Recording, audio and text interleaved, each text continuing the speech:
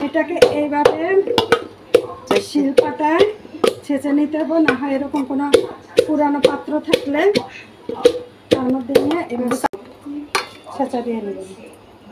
ছেঁচা দিলে সুন্দরভাবে রস বের হবে।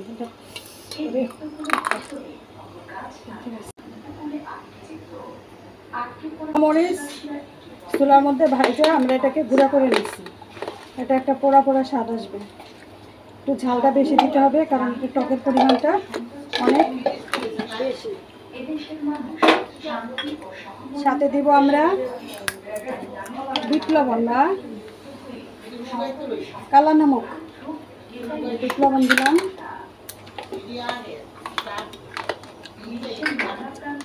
এবার দিব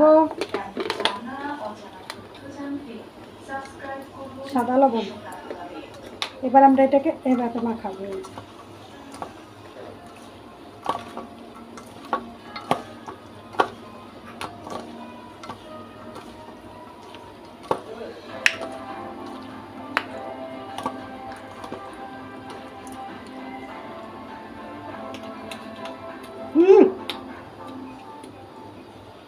সেই সাথ